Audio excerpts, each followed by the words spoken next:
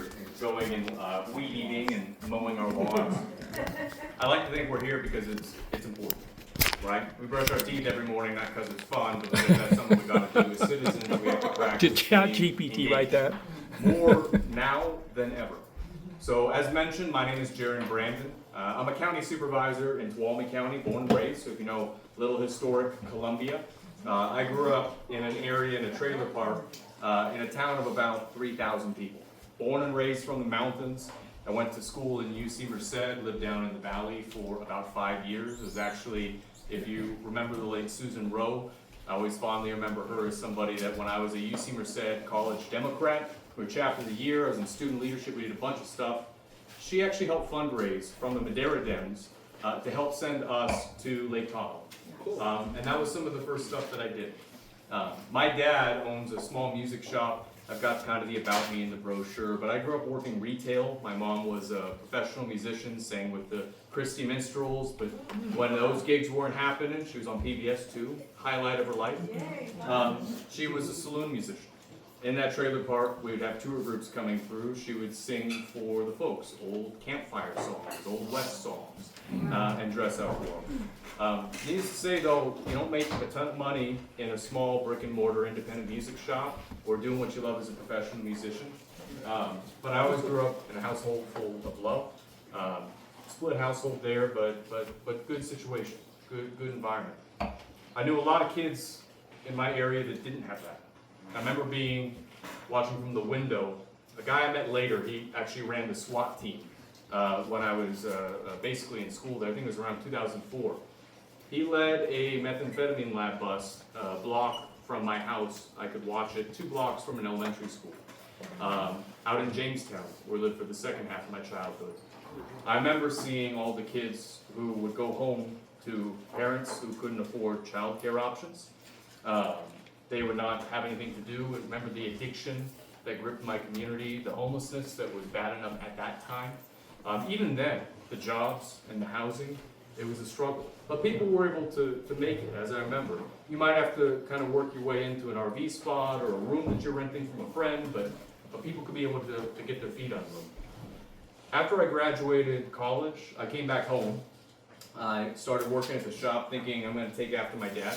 I'm going to go start a business in town, working there. And ironically, I'd worked retail, and I said, well, you know, I'm going to go volunteer because I did so much. I got a lot of purpose out of serving others.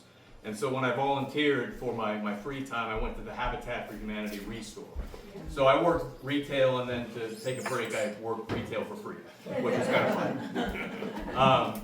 And I said, well, shoot, you know, I'm doing all this volunteering. I want to get involved in my community. You know, I was president of my Associated Students, ran for election several times there. I was involved in internships at the Maddie Institute out of CSU Fresno for Congress, the Assembly. I worked in Sacramento, lived there for 4 months as basically a clerk. Why don't I go and change my community? Because there is such poverty and there's such great people, but there's not the opportunity that I'd like to see.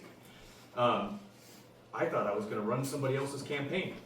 I was going to find that person who had the resume and the energy and the experience. They were going to come in and say, I know how to fix Tuolumne County, and I was going to be their campaign manager. Truth be told, it is sometimes hard to find those people who are willing to step up, who are doing it for the right reasons, and who are willing to put in the time that it actually takes to win a viable candidate. And I had my buddy Jake, he asked me and said, so you want to get involved, you want to be a part of something that's important, you want to see change in your community, and you want somebody else to do all the hard work for you. What are you waiting for? It took me about 2 months of looking into it to realize that the issues that my community faced, mentioned about some of the challenges we had and the work there. I'd tell you, not everything's fixed. Don't suddenly elect somebody and it's just all completely better. But we did have deaf leadership. We had leadership who was not listening to anybody in the community, who was not real about the issues that we faced. We had the worst roads in the state of California, 58 out of 58. The fire equipment was 27 years old on average. I was 26 at that time. So we had calls where it would break down and the backup engine would break down. The rim fire, we hadn't increased fire service since that event. A calamity upon our community, something that almost destroyed Groveland. We had not responded to that. In fact, our fire service had gotten worse. We hadn't built housing in 25 years. Our sheriff's office had a 60% standing vacancy, so there were active discussions about ending day patrols. So, commit all your crimes in the evening only, please. That way we can respond. We lost our narcotics team. And those community areas where I saw the SWAT team going and doing busts, the drug houses returned, and everybody could see them. They knew that they were there, but we didn't have detectives to go build a case. We had no money in reserves. We had a $5 million economic development scandal, the Old Boys Club kind of dealing amongst the folks who were well connected, not really creating jobs, not really bringing in new business, certainly providing some opportunities if you were well connected. Massive lawsuit that happened. What did that board say? Those elected leaders who had that resume, had that experience, who had been on there for many, many years. They said, don't bail out the tub, turn off the faucet. We need good, disciplined government. We need to have the meat and potato issues addressed first. We just need, financial strength or thoughtfulness at the board. How can you say that while overseeing that level of effectively inaction on all the problems in my community? So when I ran with a purpose. I never intended to be in elected office. I have now been in elected office for 6 years as a county supervisor. I was formerly California's youngest supervisor. And over that period of time, we've now halved the age of the fire equipment. Our sheriff's vacancy rate is down under 3%. The narcotics team has been back with 35 felony prosecutions. Those drug houses, they're shut down. The homeless encampments, they're gone with a pathway to recovery and services to make sure that they're getting back on their feet. We have done some of the most aggressive streamlining of housing ordinances to make sure it is easier to build in the community. And we only have now, can I get a drum roll real quick? The 5th worst roads in California. Not so bad. Is 10% better instead of 10% worse. The reason I bring all this up is because I'm not running to be your county supervisor, I'm running to be your state senator. And I am the young person in this race, and I think that's a double-edged sword. It's great when we have young leadership stepping up, but any inexperience and naivety will be held against you twice as hard, the same as if you are competent, it becomes a great benefit. That's not really for me what this race is about. What this race is about is for the 13 counties that I mentioned. Hopefully everybody's had a chance to grab a brochure. If you haven't, I've scattered some around. On the back is a map that reflects political power. That map shows the state senate districts of California. They're all roughly about 1 million people. So to cobble together 1 million people in rural areas and mountain areas like ours, this is 13 counties, California's largest state senate district. It's mentioned over here that I think Sacramento and the Sonoma and the Marins and the LA and the Bay Area kind of figure out where their district should be, and then they figure out who's left and how can we make them fit into something. That's how you end up with a district that runs all the way up to Truckee, all the way down to the bottom of Death Valley, all of Oakhurst, all of Livingston, all the way out to Patterson and Stanislaus County, all of El Dorado County as well. I've got some really good podcasts I've been listening to driving all around the district for the last year. I call my minivan the war wagon. What this race is about is, I think, what we bring to the table, and that is how we can actually help our district. I don't view these as positions of just honor. You're not electing me because I'm just such a great guy. My name looks great behind a brass plate on a door. These are working positions. These are servant positions. We are here to help our constituents and actually get the job done. We are here to make progress. It's not always sexy progress, like getting the 5th worst roads in California, the 10% better. That wasn't solving the problem with it. It wasn't magic. There is no magic. But sometimes we have been electing leaders in our areas that promise everything and lie to folks, and we're just ending up picking the best liar, rather than somebody that actually has the experience of getting it done, without all the money in the world, without the 3 strong votes that I needed, without a ton of staff, but figuring it out. Not coming in with a solution and trying to find a problem, but figuring out a problem, and then understanding what solution can be best. I'm running for state senate because Marie Alvarado Gill is an inspiration. I have been a local elected leader under the current senator, who was not my candidate of choice. But when she won, And I think there's probably folks in here that voted for her too. What'd she say? She's gonna be the moderate, the translator, the storyteller from our area. She spun this whole thing about her background. I threw a party for her. I don't know if anybody else attended a fundraiser or a party or an event. Sorry, did you ever get your money back? Probably not. Whatever. Don't you do what she did? No. Make us sorry. No. Marie got in and made big promises, and she never campaigned to my community. She had enough money to buy enough mailers to be able to sow enough fear about the left and a communist running who wanted to help people, and he's going to destroy California. All the worst things that I see my entire life in our political system year after year after year. I was born in 1992. Every single year, in my opinion, has been a decline in that system. And it has been more people disengaging from it because people have been disingenuous, they've taken that trust and they have broken it. And they have a lot of elected leaders that don't treat this like a working position. They don't deliver on the promises that they actually ran to go do. Marie Alvarado Gill is an epitome of one of those models. Somebody who is the politician that will tell you whatever you want, stab you in the back, and then flip. Somebody who is not actually going to hold strong on what they said, who said, well, this district has a 6% registration difference between Republicans and Democrats.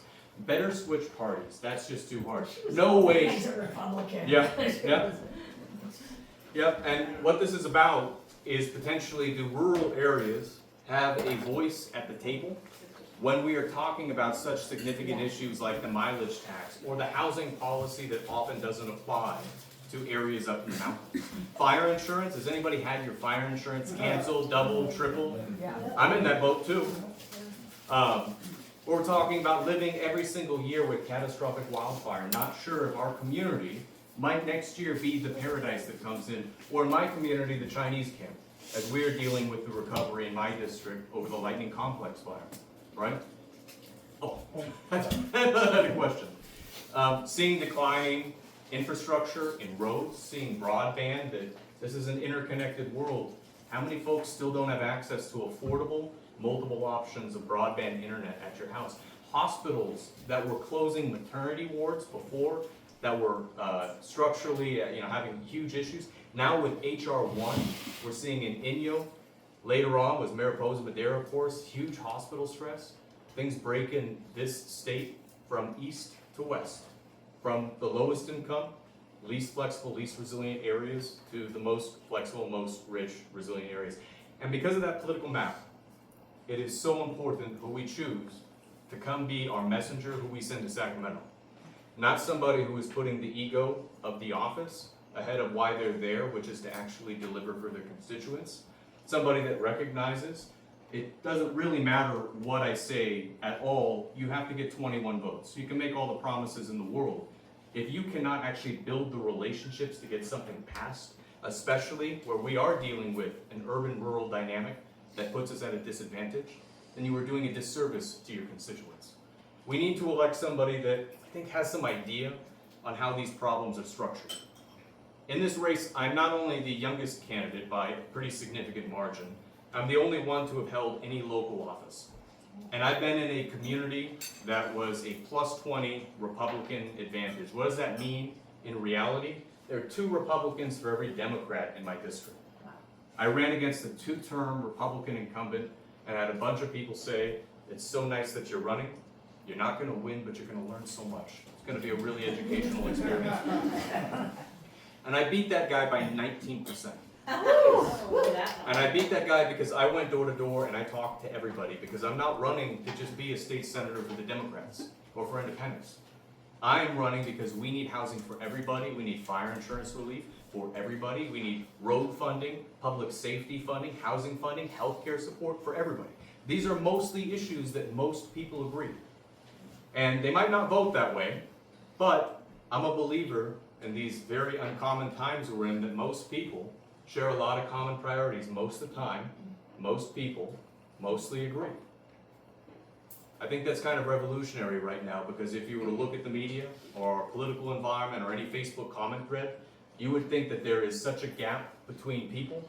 I feel like that is oftentimes by our political representatives amplified for their benefit to keep them in office because they're not there necessarily to deliver. They can stay in office just by keeping you scared and keeping you angry at the other side. I'm running because I'm the only candidate in this race that has bipartisan experience of getting it done. I say getting it done because Marie obviously has bipartisan experience. I'm working on my jokes. But we need somebody that I think can bridge that. Because I'm a Democrat, but I'm a mountain Democrat, which means I'm always a little bit grumpy. I believe that this state needs to do better by the values as Democrats, as Californians, for our rural communities. I believe there are issues like fire insurance, high-speed rail is another, where there has been a lack of oversight, a lack of action. It is pricing people out. And many who are not high-info voters who know how all the sausage is made and all that, they're asking, where's the value for my tax dollar going? Why am I still struggling in this? And you're not addressing these issues, but I see all this money, these empty blank checks for whatever happens if it's LA or if it is the Bay Area. It's really important who we elect. So I'm running because I keep raising my hand to serve. When I first went to college, I had not done anything in high school. I was a long-haired emo kid, if you know what emo kids are. When I went to college, I wanted to turn over a new leaf because my parents' passion was music. But my dad was always a politico, loved to read the New York Times. Both of them chose to do what they loved. I wanted to figure out what I loved to do. And a friend of mine named Daniel Martinez offered me a voter registration clipboard. Registered me to vote, noticed I was a little chatty, and then said, hey, would you like to come help me for a day? That ended up getting into all those internships, student leadership opportunity. I worked to elect Adam Gray on his first campaign for assembly, Noah Lohr when he ran for mayor pro tem of Merced, Ana Caballero for state senate, Jen Costa for Congress, a number of different things. And I brought that back home without the intent to run, but sometimes you're asked, how are you helping to make a better future in your community? Are you willing to step up and to do the hard work yourself? And the same right now, this was not the year that I said, you know what? I'm just a state senate caliber individual. This is always part of the plan. 2026, working towards it. I saw somebody who was ineffective, who broke those relationships that we need to be able to get what we deserve. Somebody who was unreliable, and somebody who could win. Somebody who could win by keeping people angry and afraid and having an avalanche of money coming in. And I said, we can do better than that. So again, I'm stepping up, and I've spent the last year of my life on the trail, driving that entire district, trying to meet with everybody. Because I'm not the big money candidate, I don't have the right last name, I don't have the big professional credentials. I sold guitar strings before this, effectively. But again, I was asked myself, what can I do to meet the moment? Because just 2 days ago, we heard that Trump is reorganizing the Forest Service in such a way to make it all political appointees, eliminate all of its research stations but one, and move everything to Utah, losing all the career professionals that have staffed that organization. Today on the radio, driving over where I can get NPR up in the mountains here on the way, hearing that they're questioning the very basic membership of NATO, because we started a war with Iran that is driving up our energy and gas prices, and our other NATO partners do not want to join in an aggressive war, not a defensive war. That was poorly thought out, that has no exit strategy. In most of my life, I remember wars in the Middle East that had no political aim, no political achievement, and lasted for years and years and years.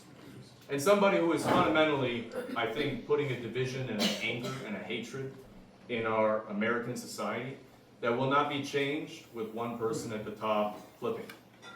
Movements are never about one person. Even my campaign, it is many people stepping up to host house parties, to volunteer, to do phone banks, to donate to staff and assist me in setting stuff up. Candidates come and go.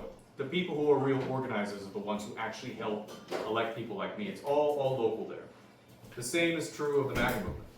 I don't know if anybody's seen a MAGA hat very recently. Anybody in the wild? Grocery store, gas station? How was it last year? Not seeing him as much. Yeah. Everywhere. Yeah. Make liberals cry again, right? Big flags at intersections and bumper stickers and angry rhetoric, right? We're gonna get tired of winning. Right. I am not here to oppose and think that all Republicans are bad people.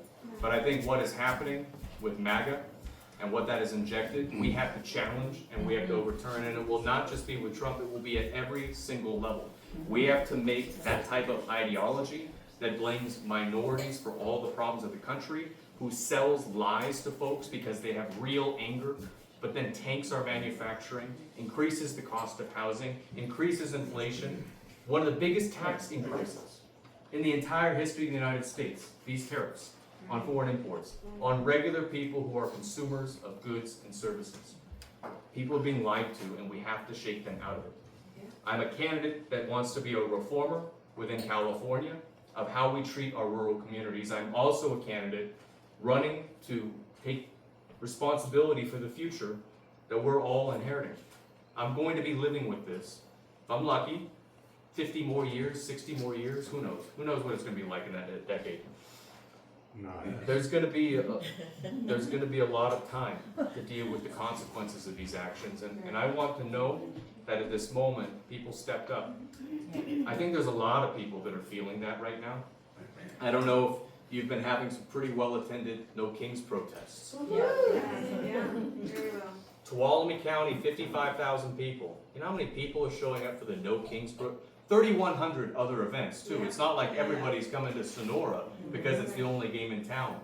55,000 people in the county. You know, we just had 1,500 people in Sonora. That's 1/4 of the population of the city. Great. And Modesto and Turlock, right? And Placerville. People are stepping up. I kind of started with that idea of engagement and you know, people being kept angry in that. I think everybody is asking, what can we do in this moment to step up and be a part of it? You're here at a political gathering. Again, you could be weed eating, you could be reading a book, you could be out at a local bar or wine tasting. Though this is pretty good for a spread too, and the price is not bad. Thank you for being here and for being that first group that does step up. Whether you are a longtime organizer or you are somebody that right now feels the call to show up and be engaged in it, I'm there with you, and I'm doing my part. My part is as a supervisor who has been that local elected, who has dealt with the difficult politics at the time. I've got a pretty thick skin. I tell people I'm tougher than I look. Who has found that it's always free to be kind and respectful, but ultimately the end result is I need to deliver for the people that I represent in my community. And it was asking for your permission to expand what my community is to all the communities that are not exactly the same, but all of our issues arise. That's what I'm here to do. And to be able to do that against Marie Alvarado Gill, against Alexandra Duarte, a person who did come in rich, have the right last name, be blessed to be married to a former congressman, who has raised $700,000 of maximum donations from the people who manipulate the politics of our district. I'll mind you, not folks who looked at the candidates and chose them because of the policies. She was asked on affordable housing what her solution was, and she said privatize schools. She was asked on cost of living, she said, well, roll back every regulation from the past 30 years. That's not a sophisticated answer.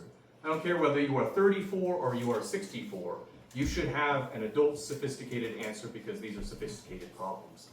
Somebody who is running on a drill baby drill, only way to stop a bad guy with a gun is a good guy with a gun, all the overused rhetoric. Somebody that will again be a person that goes to Sacramento to keep people angry, to say that this state is a failing state, and will come back and deliver nothing. And will say, well, those damn Democrats, they just wouldn't let me do anything in Sacramento. Wouldn't it be nice to elect somebody that knows there's a fire under their butt? That knows that I can't go back to the realtors or the chamber, I can't come back to this and house party and say, you know what, those damn Democrats, couldn't get anything through. I'm going to work my butt off for you in Sacramento, and I'm going to build the friendships and the coalition to make sure that we have a voice at that table instead of being shut out of that room. And I'll make sure that we deliver for our district, and I don't promise to fix every problem that California has, but to leave California better, represented for rural areas, and better within our communities. I'll close with this, and I've been trying to shorten this too. I just want to share everything.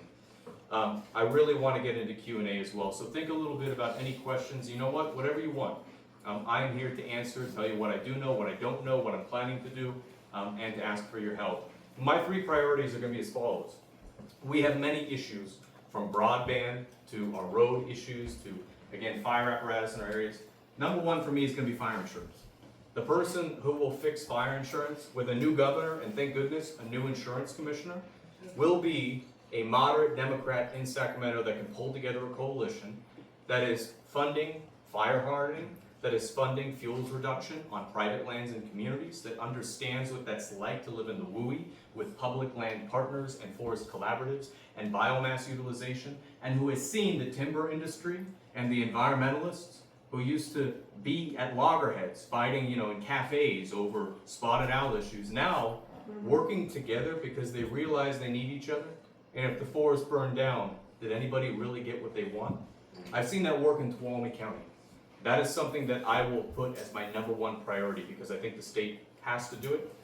And I'm not so worried that they're not going to fix the insurance market. I'm worried that they're not going to fix it for us. I'm worried they're going to fix it for insurance companies. They're going to fix it for urban areas. They're going to fix it for the banks, but they're not going to fix it for the rural folks who are being priced out. That is what is why this has to be a number one priority of the moment, especially again with the new energy of new leadership, new governor coming in. Second will be healthcare. What are communities for people, particularly myself, but also seniors share a lot of these. What I'm thinking with my girlfriend, where are we gonna, I'm kind of locked in, I gotta stay in a place, but where most people are looking, what community do you wanna put down roots? What are the three things they're probably looking for, or four things? One, you gotta have a house, good job, but they're looking at the schools and they're looking at the hospital. How sad to have a community where if you get pregnant and you go into labor, you're gonna have to drive to another community to be able to deliver. Where we have hospitals that are right on the edge of potentially collapsing, where we have Medi-Cal primary populations being so affected by the policies of the Trump administration. It's not just waging war on women's health, but health in general. And the red areas and the red states are the ones that are hit the hardest. We may be in a blue state, but we're in a red area. We rely on a lot of these federal funds, more so than the rest of California. The third thing, as I mentioned, will always be my first passion. You cannot build the future generation of a community if you do not have affordable housing for the people to maintain and set down roots. We need to be seeing deed-restricted apartments built. We need to see a streamlining of policies, support for local governments, not just a stick, but a carrot in terms of helping with utility issues and helping with planning and permitting issues, and making sure that, again, seniors, but also our young people, have affordable places to live without having to pay 60 or 70% of what they're making. We've got a crisis of hope. A lot of that is because they say, how can I possibly get ahead with all of these rates? But there's 100 other issues. PG&E is one huge example. I believe we're more Edison down here, right? No. Specific grant and extortion. Thank you. Yeah, totally. Well, I'll never take $1, and I've never taken $1 from PG&E. And I've been a big fan of filing litigation against them, but I don't always have 3 votes on that. All to say is, We have been paying them for you. yep, they are the investor-owned utility that we have, but I don't like that if I was to schedule a 1-hour conversation with their CEO, that conversation costs all taxpayers and customers $10,000, because that person's paid $22 million a year. Oh my God. Right? I don't like that that company gets sued by us for malfeasance, for killing. Not too many times I sit across the table from an entity that was convicted of killing 72 people on criminal convictions, like PG&E, and I've let them know that is the starting point of our conversation But of isn't it trust. that the legislature agreed to the reduction in solar payback? The NEM? Yeah. Yeah. I mean, why did that happen in a state that's supposedly democratic? Why would our legislature give that Good gift to question. PG&E? Right? Good question. Excellent. And I would say it's because we don't have a red versus blue problem when it comes to the state legislature. There certainly is a huge difference in the national parties in that. We do have an urban-rural problem as we're dealing with California. So if you look on that map, go look at LA. The map printing is not fantastic. You can blame me for that. But look how many lines are down there. Every one of those lines represents 1 million people. LA alone, just that basin, has about 15 out of 40 of the state senators. They almost can pass a bill without any other part of the state. I'm not saying they're bad people, but I'm saying that when you're not forced to work together, you Yeah. often will go it alone. And the urban areas of the state, I think in many ways have. Why? Because I don't think this has been the highest priority for them. They're not the ones getting the Well, are they calls of getting people. paid by PG&E? Do they get money? And that too. vote Isn't it sick a that we certain have way? a Yeah, it's ridiculous. state authorized monopoly using your payments to Yeah. pay off litigation Yeah. for malfeasance and support lobbying folks like me to make favorable decisions for them. Well, then it's like money in politics is another Yeah. issue. Yeah, but it's not that I think they are out to get us in Sacramento or these urban areas. I don't buy into that narrative. I don't think they even know we're here because we elect people that, again, are not trying to be good storytellers and messages. They have no experience with it, and so they're not at the table, so we never hear that perspective. This is a state that values equity, opportunity for everybody to have social mobility. We care about the climate, we care about our environment, not burning down, we care about protecting scenic areas and putting conservation land aside, all this. That is right ground, whether it's you're trying to reduce greenhouse gas emissions, you're trying to create green economy jobs, you're trying to stop fires that are destroying precious habitat from PG&E infrastructure, you want to support the lowest income areas of the state, traditionally disadvantaged and disinvested communities in their own way. All of that is something that I think will resonate with these folks, but not if we send somebody to a government leadership position that fundamentally believes government is always the problem and advocates only to get government out of it, never to be able to bring it in when we need the cavalry and the resources. We have elected in all of our areas largely Republicans. I'm asking a lot of independents and Republicans to take a risk on me too. I don't know that everybody in here is a Democrat. I suspect most people are, or left of center. I've spoken to Republican groups too. How must they feel constantly just blaming the Democratic Party over and over and over, while in the back of their head saying, but we're represented by Republicans up and down the ballot. No, they're And not. have they delivered anything for us? They're not saying that in the back of their head. I met some, They're still blaming the Democrats. a lot of them. But I've met some. So one was an Okay. example in Oakdale. It was their historical society. I spent about an hour talking with them. One of them's actually a GOP Central Committee member. He volunteered. Again, I'm a Democratic candidate. He knew, all of that. There's a couple Republicans running. He said, I'm frustrated because it feels like Democrats don't care about my cost of living and that. But I gotta say, I'm not really comfortable with what ICE is doing. I think they're really overstepping their bounds. I feel like they are breaking some constitution. They really need to walk that. That's not what I voted for. I'm hearing people volunteering stuff or volunteering information like that all the time. Yeah, but I'm feeling like they're doing that. Right, They're doing that. yeah, They're stepping over the line. yeah, And they just get in and say, sorry. yeah. No, I agree. No. Go ahead. And I think that's how a lot of our politics is right now, particularly in the Republican sphere. I try to have empathy with how could somebody be voting in such a way that is just so stupid. Right? That is so devoid of data and the realities of it, to say that costs are down, everything's way cheaper right now. Isn't everybody paying way less? And they're all like, yeah. Must be, there's nothing in my wallet. That they're trapped within a media ecosystem that is feeding them persuasive lies that are easy for them to agree with. And what Trump's administration is doing is not to the core of what Republicans or conservatives, I think, a lot of them believe. They may be a free tradeist, they may say, government's not a great solution, whatever, they're pro-public safety, they're pro-veteran. And now then he's cutting veterans and he's putting our soldiers at risk. He's adding tariffs that are increasing costs. He's not lowering the price of fuel. He's not making it easier to build homes or run a business in the States. They can't hold their nose and vote for a Democrat yet because their parents are Republicans, their friends are Republicans. They know that there's a backlash to not being MAGA. But the fact that there are cracks showing, and I'm seeing those cracks right now, whether Trump leaves, of course he wants to stay for another term, or not, it is damaging the Republican Party because one thing voters don't forgive is a lack of courage. Spinelessness is people can disagree with a lot, but say at least that person stands for what they believe. And they are seeing Republican leadership right now that does not match conservative values. A lot of small C conservative values. Who doesn't want a good return for tax investment? Who doesn't support public safety in their communities, infrastructure investments. Who doesn't think there's some efficiency to be found in government? They are seeing excesses that are breaking that party. And I think that's where we have to have those conversations. That's not where I want to get them to. But that is where it starts, where they're willing to say, you know, I might have been wrong. Okay, let's talk. Yeah. Where do you think your most difficult challenge will be against, or trying to build Republican support, if there is any at all? In what cities, what counties, where is the biggest challenge going to be? Yeah, it's a good question. So the way the district breaks down is Stanislaus County is about 50% of the population of the whole district. And Modesto is about a quarter of that. El Dorado is another 25 to 30%. So all the mountain communities, the other 11 counties, add up to about 20%.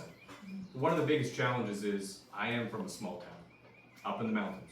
I'm not from the big population area. I wish I could be from Modesto and say I was the Modesto one. Political advantage to that, I'm not. I grew up in Columbia, I grew up in a trailer park. That is the biggest issue, I would say, number one, is how do we get out there to these larger areas where I'm not the local candidate, even though I'm the only candidate that actually spent my life in the district, born and raised. The second is money. Marie and myself, we are both fundraising pretty competitively with support. Duarte coming in with $700,000. You can win, I've been outspent before, 2-1 in that first election. You can win an election where you are outspent by being smart, by reaching people, by giving them not just more stuff to read, but things worth reading. But you can win elections by buying them with an avalanche of money. Marie did that over Tim Robertson. And so I am worried. The second is we will be overwhelmed by one of the campaigns with a lot of the GOP elite, and they are priming her to basically run, as her husband was, for Congress. And they want another vote. That it's really not about the state Senate, that will be the goal. I think the last thing is, it's breaking folks back into the sphere of normal issues, right?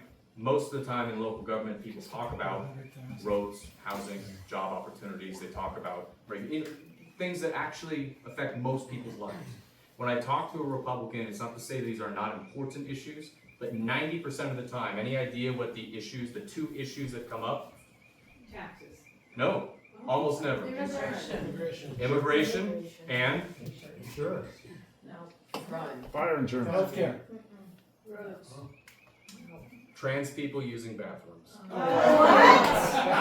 And you kid Oh you my not, God. that is probably 50% of the crazy. first thing brought up online or in That is person. insane. I would love to talk taxes. And who pays that? The people who the economy is built for, as James Talarico says, there's only one minority destroying the country, and it's billionaires. Let's talk about taxes. Let's talk about fire insurance. I'm there with you. Democrats should have done a better job on addressing fire insurance. I'm willing to not say that our party is perfect. I'm willing to say that there are areas we can improve. Let's talk about that. I would love to even talk about immigration. Money flows both ways. Yeah, That's what's going on. yeah. Fuck. But instead, it's what symbol's going to be on the bathroom, and it's crazy because there are so many issues that affect Why everybody. ID Again, outside. it's not to say it's not important, but for that to be 50% of where half the country goes to is their number one But they're issue. not worried about the president being a pedophile. No. And Fox News is relatively moderate nowadays compared to all the other options. One America, and that's scary stuff. So, Oh my God. so those are the big issues. How do we get them to understand what this campaign represents and who I am in it? How do we have enough money to be able to host the events and reach out and folks see that this is viable? A lot of folks look at campaigns in terms of money. And the last bit is, how do we break out, not everybody, we don't need to win 100% of Republicans. If we can get the 10 or 20% who are the most reasonable, that are like, you know, I'm not really comfortable with this, I don't really like what's happening yet, I've always voted Republican, but we can get them to switch their vote, you get a landslide. Landslide. And Yeah, vote. you somehow won your Yeah. supervisor race in an area that's very Yeah. red, so you've already done this. Yeah. I hope the Democratic Party, Bill, is very appreciative hey, Bill. of. He's gonna turn. I think that you're somebody who can really do that, and I Thank think that that's the kind of person that we really need. Jaron? Oh, I well, had she my had her hand up and then, y'all. I But had my I'll- hand up for a long time. but I got you in the queue. Nobody cares about you. I know these guys. Age before beauty, here, girlfriend. So I just wanted to clarify, there's 3 people in the race right now? Correct. And I have a follow-up question on that. Has the Madera County Republican Party endorsed anyone, do you know? Oh, it's a good question. I don't know, some of them, there's a pretty strong anti-Marie sentiment. Again, imagine the opposite. Marie gets elected as a Republican. She says, it's not looking good for Republicans this year. Yeah. She's a Democrat now. Yeah, Democrat. Would everybody be like, yeah, that's great, she obviously believes what we believe. There's a lot of Republicans in that vote, so I know that, I believe Supervisor Jordan? Warnock, that's it. Yeah. I believe he had endorsed, previously the person who was the not Marie Republican, Jeremy Young. I believe a number of Madera Republican officials had. Jeremy dropped out. Jeremy was actually, I put in the paper, we may disagree on some stuff, but I'd have a beer with him. He was a local elected, normal candidate running, at least brought something like that to the table. Whether they've switched to then go for Duarte or Marie or not, I don't know. But it is notable how many local Republicans are not supporting the Republican incumbent of the district.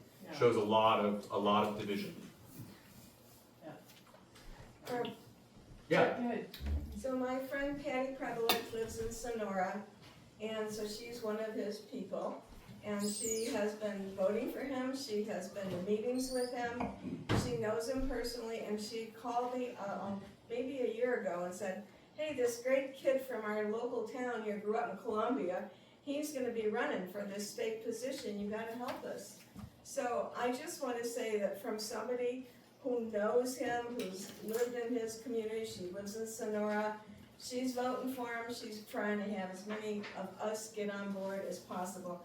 Because he's smart, obviously we've seen he's smart, and he can speak to people. I appreciate you coming here. Thank you. And Patty's been such a good friend. It's not always kind to be in office, but I always get about 10 times the quiet and positive support as I do to every one random Facebook troll that I swear I'm in their head 24/7. Yeah. That's you and me, Joseph, with Tom McClintock. Oh, good. Well, he deserves it. He's a real jerk. Having had to work with him, he's useless. You would think, well, I'll put that aside for a moment. I'll tell you, Mike Masuda, I was one of his early endorsers, and I hope that you support him too. Yeah, Excellent. If there was ever a time that Tom McClintock could be effective with a Republican president and a Republican united government with Congress in that, and he's a senior member of Congress and he has positions on a couple of big committees that are senior in that, you would think we would say major things coming in, except he's a representative that does not believe government should do anything. So what's he using his clout and influence to help stop it from doing anything? So McClintock, even by, again, I could disagree with the stuff that he wants to do. He is ineffective and he's a jerk. He wouldn't have talked to us if he knows it. Here, here. Yep. Beat me to the sign. Here's our sign. Oh, there we go. Nice. I think I've seen that man on a milk carton. This is not our sign. What's a actually. milk It's carton? Donna and his sign, and her husband had a That's great. potential heart He condition, had, yeah, so he's today. not here. But this is their sign. Can I see it? Yeah, heart situation. You ended up went to the hospital. Yeah. This guy hasn't even said that So he don't want to Henderson's to the end, not a single Wow. line. No. Yeah. Certainly not enough to justify his, 40 years that he's been in elected office? He was in state legislature. Doing nothing. Yeah. He's right Oh, on look at your future. Yep. He's right on there. I want to call it the king is no clothes in a lot of this. I think there's a lot of people tired of electing people that may say things they agree with, but again, it's nonsensical and it's not actually getting the job done and our problems just get worse. I want to get elected and make things better, for everybody. I want to affect everyday lives. I don't want to get in there and stamp my name on something that looks really cool and gets a bunch of media press. If I go in and your insurance is not at least stable and predictable, if not cheaper, if our fire risk isn't reduced, if we're not getting money to go fix our fire stations, keep our hospitals open, get utility plants upgraded, if we're not doing that, then I failed. That is going to be my measure of success. I mentioned endorsing Mike Masuda. I didn't mention the other support I received in the campaign because I have ADHD and I forget things. I'm really proud to be unanimously endorsed by the California Democratic Party.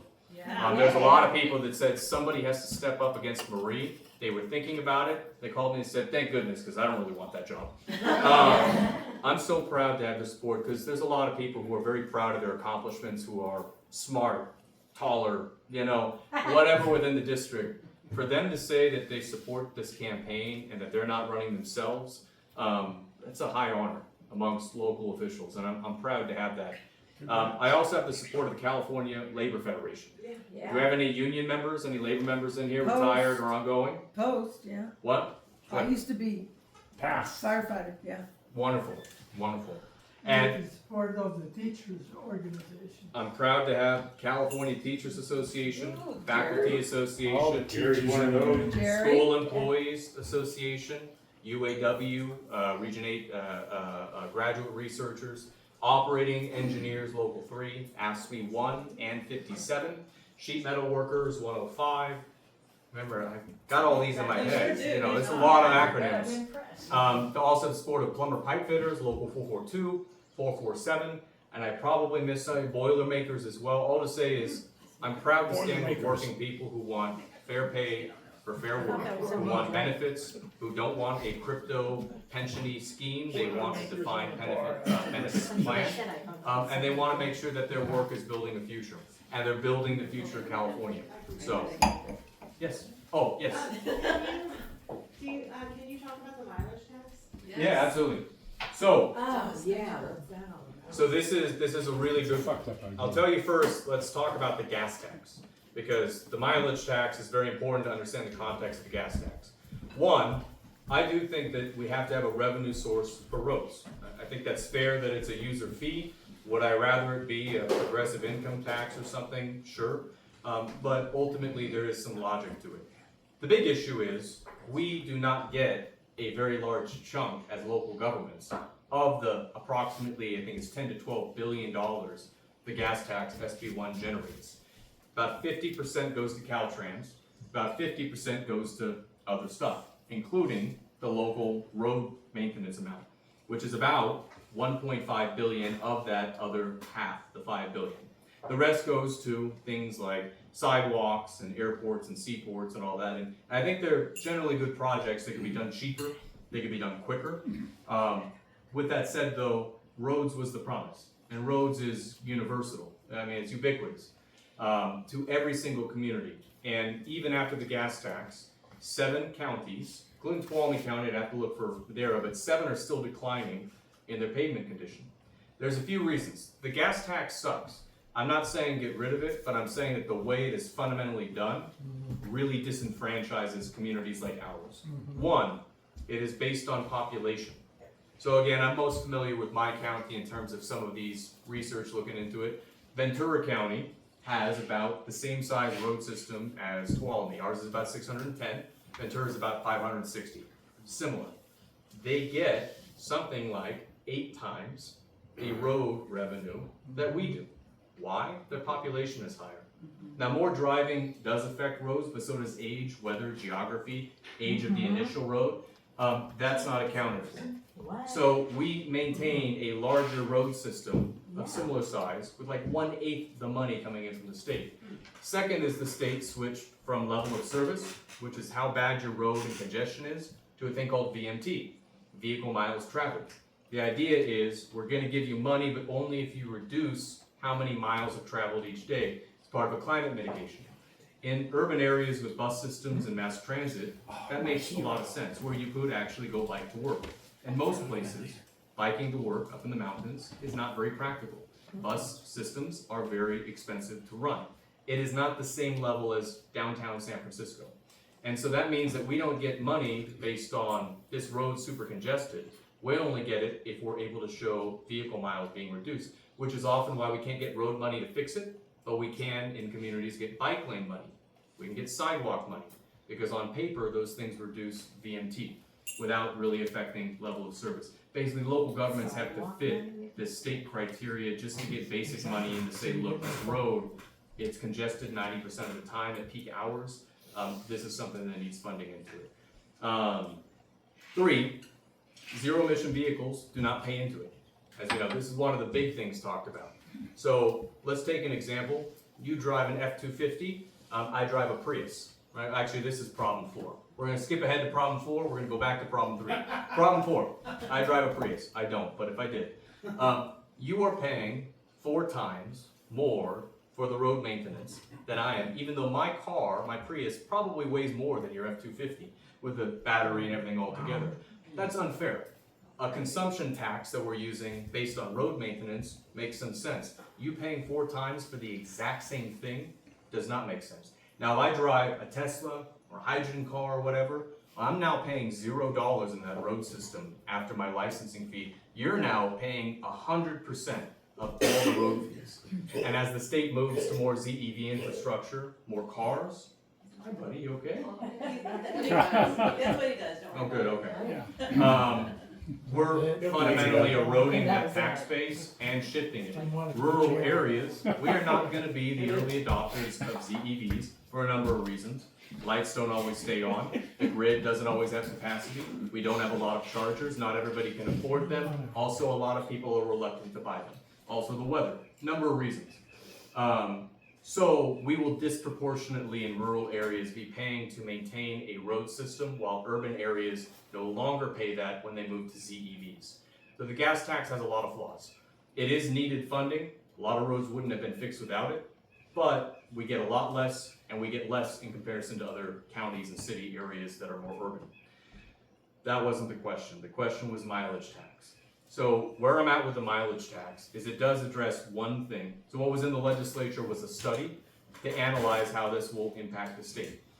Caltrans had presented to us about 6 different ways, because how do you find mileage? Do you read the odometer? Do you put a GPS tracker? Is it at fill-ups? Is it at the charging port? They said, well, here's a few options. So the measure was a study, and I think it's worth studying.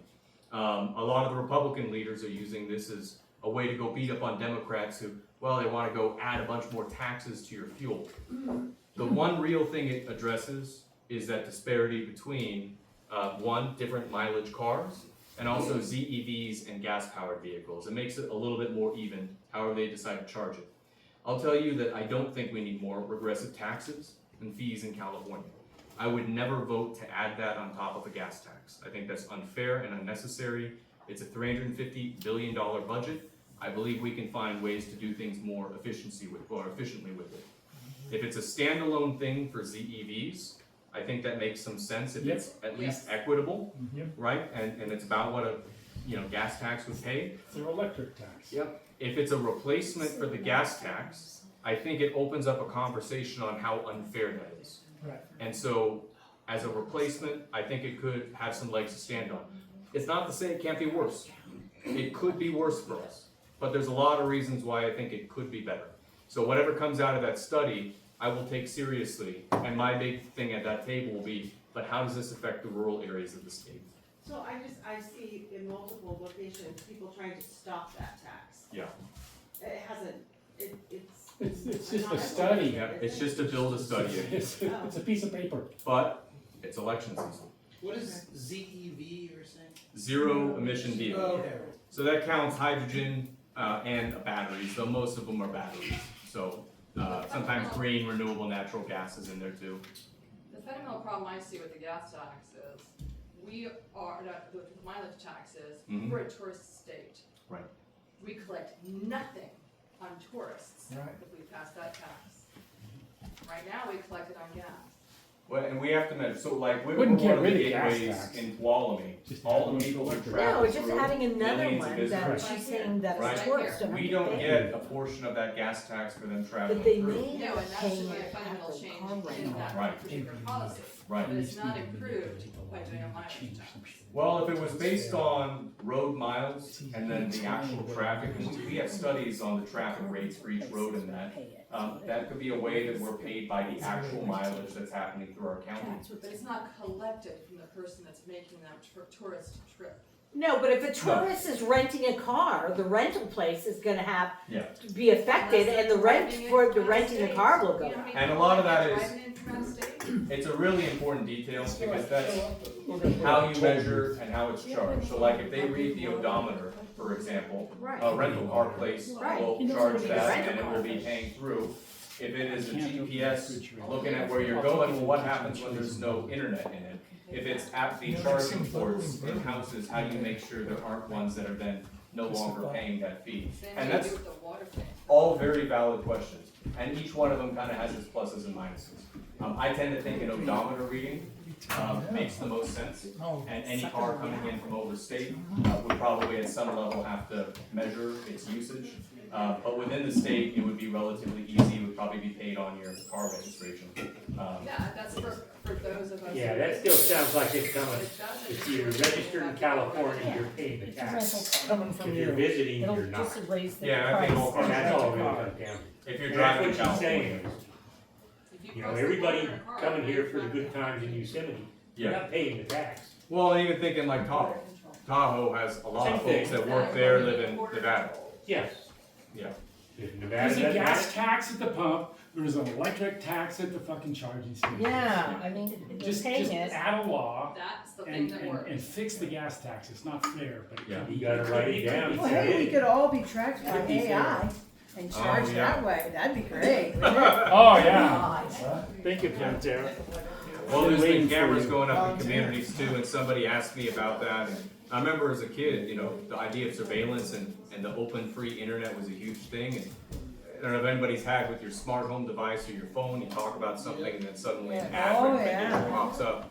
Security cameras are almost a quaint version of surveillance now compared to the surveillance device that we have in our pocket all day, which is interesting. AI is going to be, let's say it's one of those 3-column issues, it will be 1,000 individual decisions to make sure. If I ran a county building at Tuolumne County, with a $300 million budget, 600 people, and we said, we're not going to use email, we're gonna keep a fully staffed mail room to handle all correspondence, you'd think that's crazy inefficient.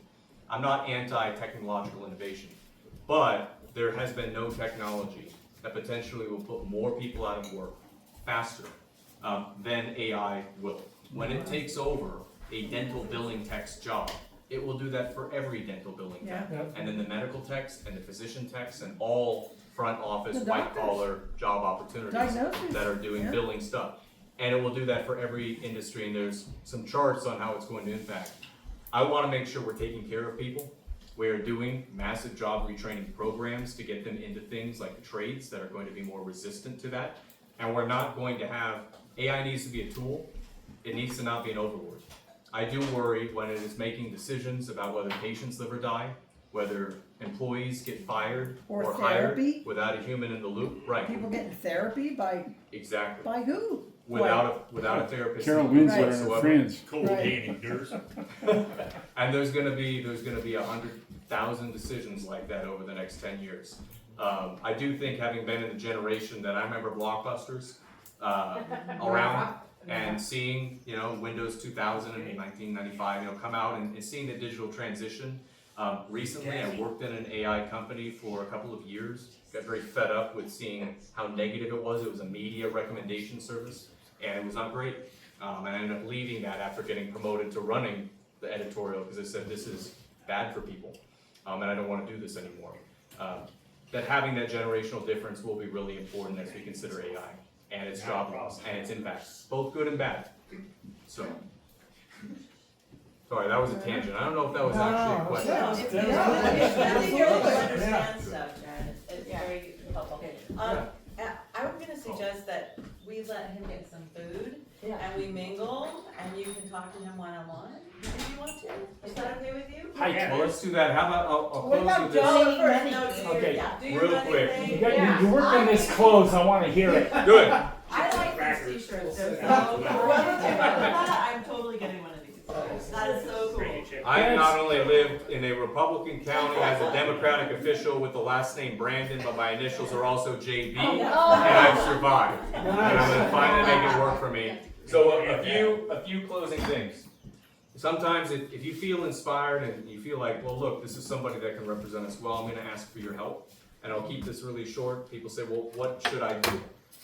Do whatever you normally do when you find a campaign you want to support. And then I'm asking that you do a little bit more because there's a little bit more happening in the world right now. Some people, writing a check is the best way. That is what you can do. You can be able to help me, pay my campaign manager to help me with $750. That is another week that he is able to assist me full-time in this effort. Or it's volunteers that we can feed, or that's gonna be mail that goes out. For some people, $10 is a lot of money, and I appreciate that and I cherish it. And for some people, $500 is not a lot of money. What's a jet ski go for right now? A lot of people buy jet skis. All to say is that number is up to you. If you're asking, $25 a month recurring on my website is the best way to support me because it adds up over time. It's not a single bite. It's about 2 Netflixes, which I think a lot of people can be able to afford, and it lets me make hiring or investment decisions with a little predictability. $25 a month is all my ActBlue. Can we get you through ActBlue? Yes. Can we do the recurring thing through ActBlue? Yes, you absolutely can. Because a lot of us, I think, are doing it from Masudis, we already know. Yep. So this QR code right here will take you to my website. That is where you can sign up to make a donation through my ActBlue. Again, that's great. Ask yourself if you can donate $1,000. Again, Duarte, 700 grand with $5,900 donations. I've had some people that have written max checks, 1,000 checks, 500 checks. Some people have done $1 a month. It's not gonna be a huge amount, but it does buy somebody a meal after a year, and it shows that somebody made 12 donations to my campaign, which does add up. Everybody here, I hope you'll at least start with $1 a month donation. That is something, it shows some level of engagement and support. Second thing is you can endorse me. I'm not only looking for local elected officials, I'm looking for retired firefighters, retired business owners, I'm looking for folks who work service jobs in the community, looking for union members. That speaks. The folks who know you and your character, I want them to know that you've heard what this campaign has to offer and you will support. It'll hopefully be a very long list. The third thing is there's a volunteer sign up form. One second, I'm on a roll. It's the volunteer sign-up form. We have phone banking that we can set you up with. You can do at any time you want. Phone banking is one of the easiest ways we can reach voters. We also have door knocking that's coming. We're doing this in partnership with Mike Masuda's campaign. We need door knocker help. We'll make everything. You got the materials, the script, here's the map, but we need the person to actually walk the street in the precinct. And that is a huge help, that personal touch. We also have postcards. If folks like writing postcards, you say, I don't want to talk to anybody, but I want to help, postcards are great. Because that, unlike regular mail, which is thrown away less than 1 second, will probably get 3 or 4 seconds because somebody took the time to actually write it. It means a lot when a neighbor says, hey, you should check out this campaign. We think it's really interesting. I care about fire insurance, maybe you do too. That really does matter. With that, you're the first event I've done to announce a really cool thing.